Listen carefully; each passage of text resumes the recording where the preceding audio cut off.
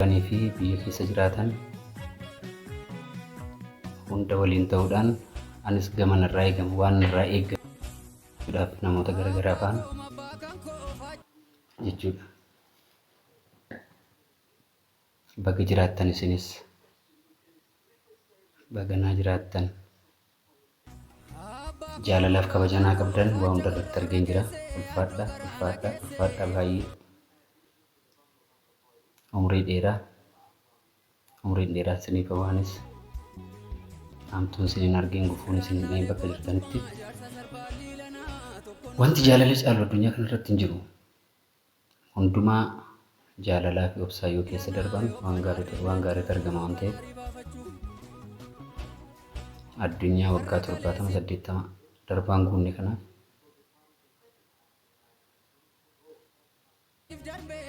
hammeenyi siyaadu eenyumaaf hammeenyi yaaduun barbaachisaa miti. Wal jaaladhaa, wal kabajaa, kutaa waliin qoodina, waliin hiriina, wal jajjabeessaa. Kun isa xiqqaadha. Albeema koo guutuun immoo waan ajaa'ibaatu jira. Sanas walumaan obsaan eegnaa jechuudha. Jirtan kanaaf waa dhagalu waa'ee beelaa ilaalchisee waa'ee rakkina isaanii ilaalchisee hojii tokkonis gama kootiin nan gumaachaa. Isa booda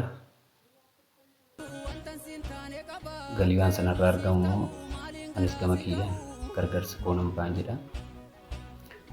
Uummata gammoojjii Baaleetii fi akkasumas naannoo Raayituu Barjeeda jiran namootuma akka kiyyaa fi namoota Oromoo biratti kabajaa qaban faana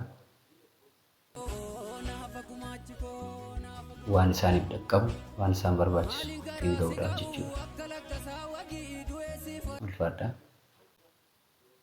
Saba ol ka'ee harka nu rukute, saba nu jaalatee ofitti nu fudhate, rakkinni isaanis, beelli isaanis, bu'uun isaanis nu ilaallatu waan ta'eef kanaaf galatooma eeyyen wallichi yeroo isaa kan eeggate, waqtii isaa kan eeggate waa yeroo nama jechisiisu jedhu waan ta'eef namni namaan jedheef osoo hin taane itti yaadneeti saba kanarra dirqama waan qabnuuf saba kanarra waan dhalanne yeroo gammachuu isaatti waan isa gammachiisu hojjennaa fi yeroo gadda isaas akkasuma jechuudha. Aartiin immoo ibsituu calaqqee waan hundaa keessaa ishee tokko waan taate. Baay'ee dadhabee baay'ee irratti dadhabe hojii ammaa kana daangaalee Yesuus galateeffachuun barbaada. Andu'aalem Gosaa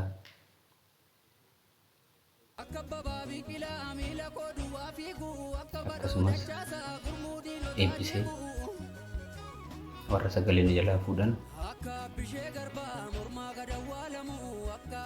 waliin taanee fi gumaacha namoota hedduuti. Obsee Guutaallee akkasuma Tazeemaan yookaan Raastaa guddaa galatoomuu ulfaadhotillee Caalaa Gaaromsaa Leencoo Gammachuullee baay'ee artistoota dhaga'an na jajjabeessanii na cimsan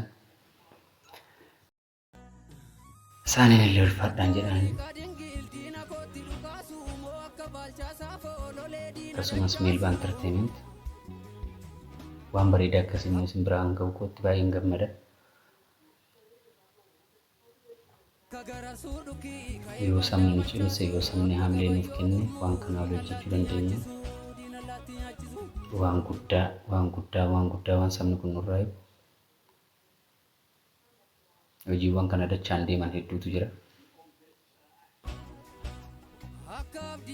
Godinaalee guutuu hojjeteen jira waan ta'eef isas kan hojjechaa jiran Daawit Taaddaseetii fi Abuz Istiidiyoo Antoonii Tafarraati. Haala addaatiin hojjetamaa jira. Eelii Galatoomi ulfaadha. Galatooma.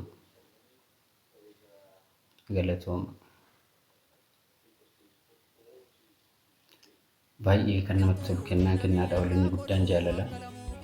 Jaalaloo jiraate wanti hundumtuu jira. Jaalaloo jiraate wal dhaga'uun hin jira. Jaalaloo jiraate ulfinatu jira jechuudha. Bakka jaalalli jiru immoo gammachuutu jira. Bakka gammachuun jiru immoo saba gammachuun jiraatutu jira jechuudha. Cimina koo duuba namoota hedduu jira. Ana qofaa miti. Dandeettiin qabu sanarratti ogeessonni muuziqaa hin jiru, qindeessitoonni hin jiru, warri sagalee qaban hin jiru, namoonni nama jajjabeessan ni jiru. Yoo rakkina keessa galee sababan itti rakkina san keessa galee eenyu akka keessa na galche hin dagadhu. Nama yeroo rakkina sana na dhaqqabse hin dagadhu. Nama rakkoo sana keessatti na gatee deemes hin dagadhu. Sadan kanan dagadhu. Isinis hin dagatiin ashiidha. Ulfaadhaa. Galatoomaa nuuf jiraadha, naaf jiraadha hundi keessan.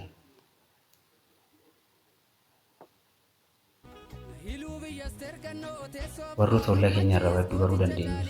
Halkan tokkotti hangi isaan guramee waa tokko irra oolchan harkaa hedduudhaan nu jaala. Sabni ijaaramee, sabni tokkoomee, sabni wal jaalatee wal kabajee wal dandeemu waan irra hin geenye hin qabu waan ta'eef dhaamsa namni qabu biyyuma jiru. Gama kanaan Meelbaa Entertainmentis kan keessa waan ta'eef subscribe gochuudhaan guddisaa. Keessattuu aartii Oromoo irratti namni aartii Oromoo waan hojjete fayyadamaadha malee miidhamaa miti. Aartiin keenya guddatee akka addunyaadhaan wal dorgomuuf immoo dhiibbaawwan kaleessa irraa kaasanii turan sana cabsuudhaan hanga har'aa artistiin Oromoo wiirtuu dugdaa ta'e as ga'eera. So industirii muuziqaa Oromoo fiilmis ta'e kitaabota garaagaraa guddisuun Oromummaa guddisuudhaan ta'e jajjabeessuun ulfaadhaa. Galatoomaa hundi keessan.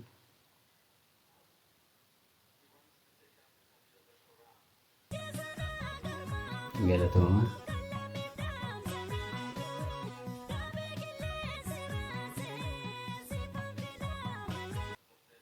Ulfaadhaa. Ganni galatooma. Guutaatillee ulfaadha. Jira galatasaa. Gaarii ulfaadhu.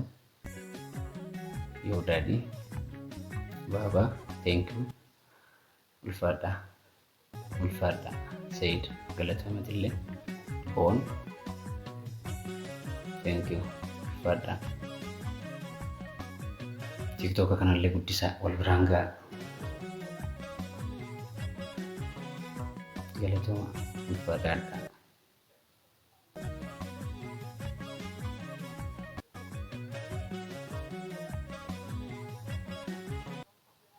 Hanga dhumaatti hin ta'a. Hundi keessan sagalee keessan hanga dhumaatti. Osoon afaan Oromootiin sirbuu afaan Afrikaa guutuu danda'e. Uummata Afrikaa kana guutuudhaaf ta'uun dhaabbatanitti tola.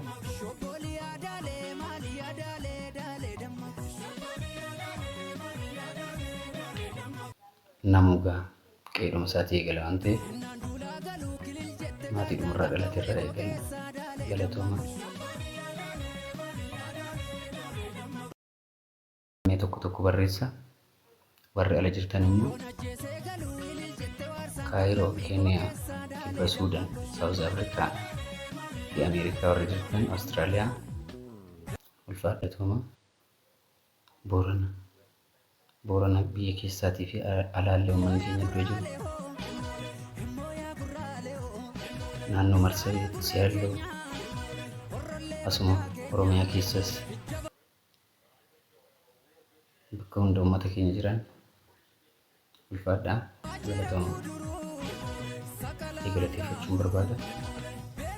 Yeroo hedduu saba kanaaf quuqama guddaa qaba. Namoonni hedduun akka isaallee jiru. Namoonni fakkeenyummaa guddaa namaaf ta'an jiru.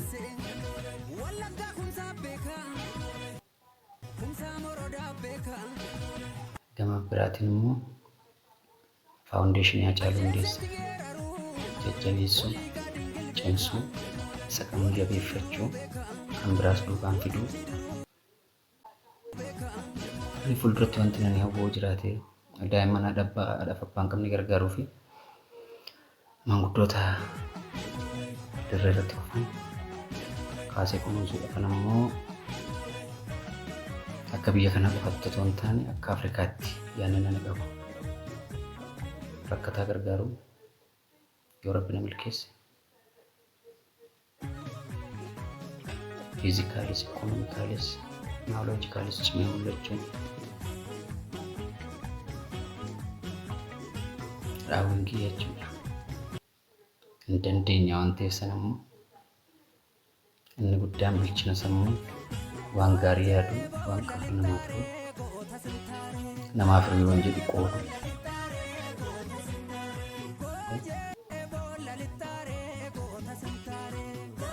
Akkasumas naannoowwan amma haasaa jiru kana bishaan boollaa baasuu fi ta'uu danda'a.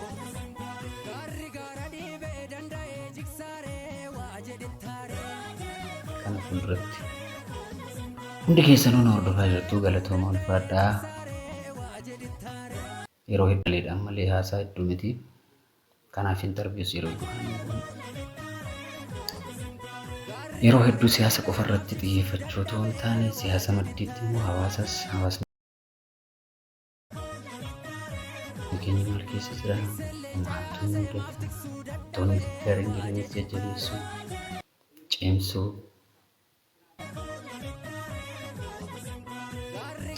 Yeroo hedduu kanaaf iddiinis namoota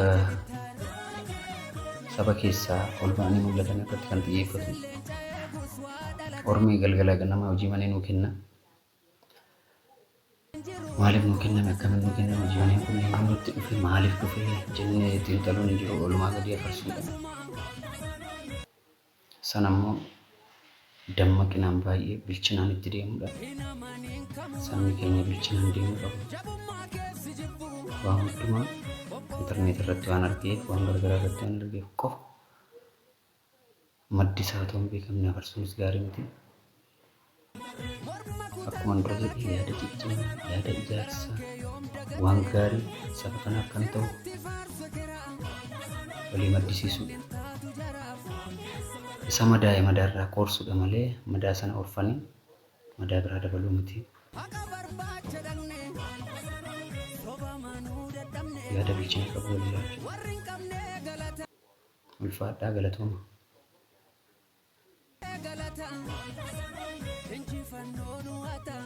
Hayyee anillee hedduun isin jaalladha, hedduun isin kabaja. Naaf jiraadha, isinillee naaf jiraadha. Abbaan dhugaa Rabbiidha. Kan dhugaas nama keessattuu Rabbiidha. Kan ajjeese gumaan baasnes isaa. Waan fedhe gochuu danda'u jechuudha. Dhugaan kan isaatiif dhugooti.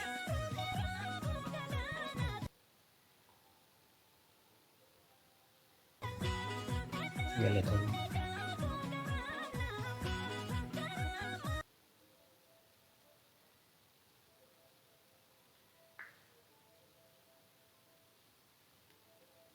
Baga jiraattan.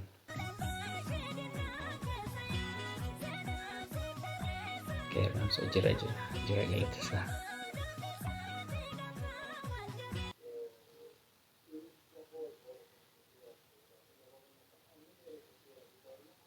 Galatooma. Yeroo jalqabaaf laayivii seenuun koo galatooma ulfaadha.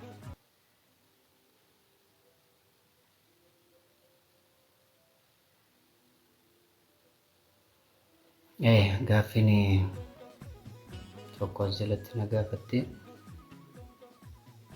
aartii Oromoo saba biraan gahuudha malee qarshiin irraa argamu hin jiru. Keessattuu gama kanaa wanti na dhaamu barbaadu seenaadhaaf ta'a, seenaadhaaf darba waan ta'eef walleen tokko iddoo garaagaraa irratti oofame wanti hundi isaa gadi bu'aa deema. Nuti har'a jiraanna malee boru hin jirru, hin darbina. Ati qaatu waggaa 100 jiraannu jechuukooti. seenaa saba kanaati kan duubatti gadi bu'aa deemu jechuudha.